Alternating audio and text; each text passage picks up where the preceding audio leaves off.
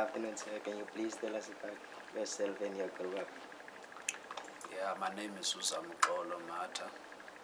I'm born and bred here in Gravenet, Masizake to be specific. Born in 1989, 14th of October, so I'm turning 30 next month.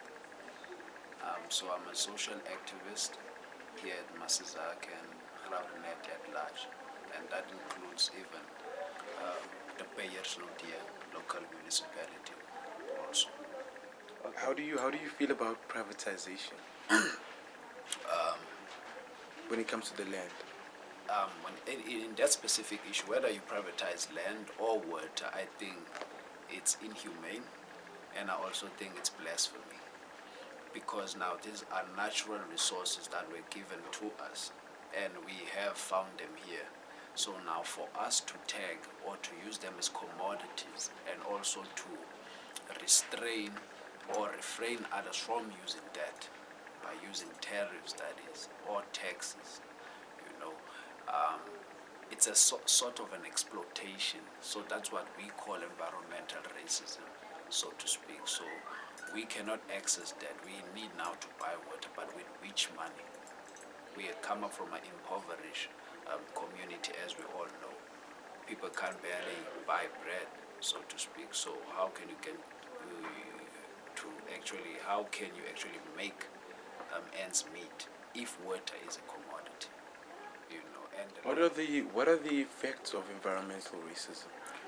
like I said, it's gonna have impacts in the community that is disadvantaged in terms of accesses. Like I said, it's water. You cook with water, you wash. So your hygiene, your personal and psychological needs are actually, which is the very primary of the hierarchy of needs, they are actually they are threatened.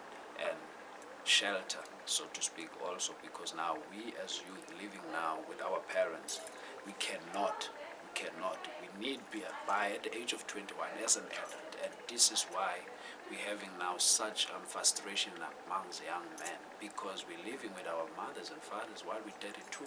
We have kids. You can't have 3-4 generation of families living in one house, because it's not like it used to be, like in the old days where we used to have big lands, access to big land, so you can have your house there within the vicinity, which is now at a larger context, but now it's constricted. So we cannot live actually in these inhumane conditions, and this is what makes us sick actually. So we need to tackle these things as they are. Okay. What do you love about the career? Oh yeah, the clean air. I like the vegetation and the agricultural aspects that it has, and that it has to provide also in the future. And I like the meat also in terms of the Karoo meat, because like I said, it's the vegetation, it's the nature. There are indigenous plants that grows nowhere but here. So you get the Karoo lamb, for example. So it eats those shrubs and those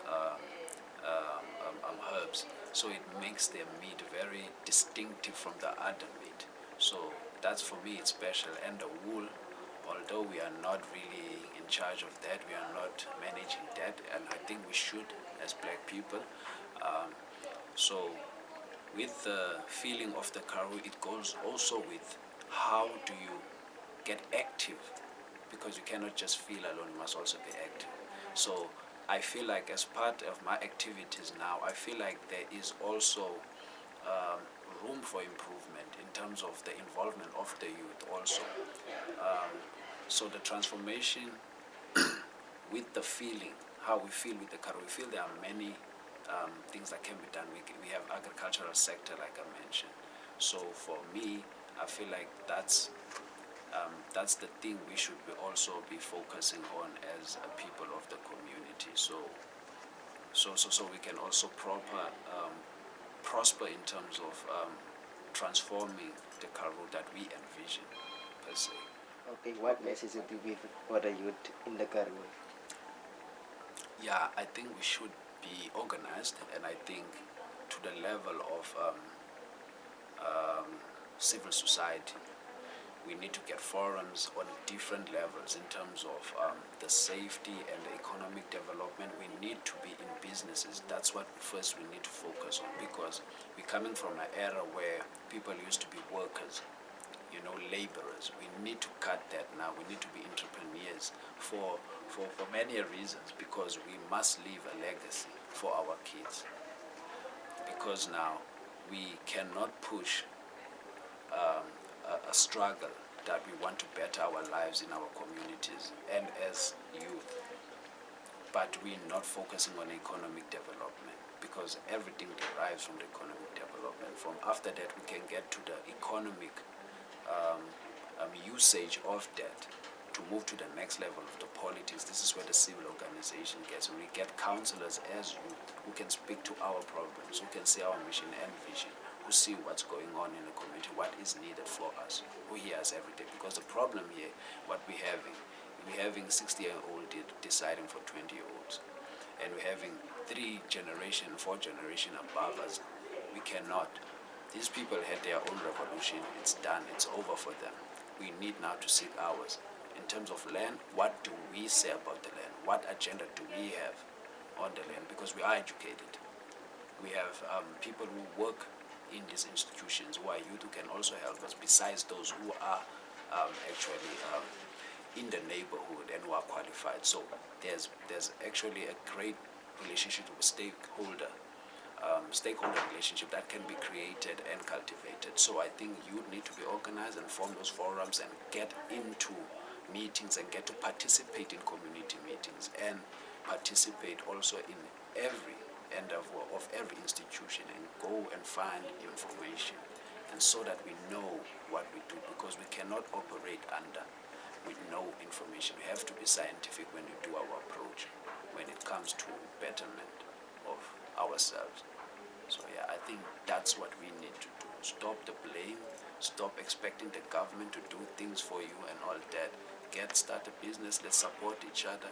Let's get over this ethnicity and race issue of saying who's colored, who's Xhosa, who's Zulu, it doesn't work. Because the enemy was there with divide and conquer. These things were not there in the beginning. It was there, but it wasn't perceived as it was now perceived. So this is what we should do, and this is what we need to unlearn a lot of things. We need to unlearn a lot of things. But then this is my message. Get together, push, organize. Thank you, sir, for your time.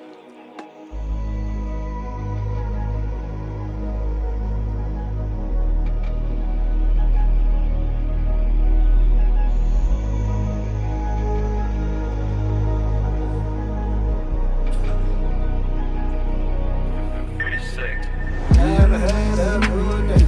I get my pussy. Since on my youth days, trying to find a new way. Never had a good day. I get my pussy. Since on my youth days, trying to find a new way. I told all my niggas let's get it. That be the steez, man, we all is finessing. You busy with push-ups, man, we out you flexing. Give me a good blunt and refill my meds. I told all my niggas let's get it. That be the steez, man, we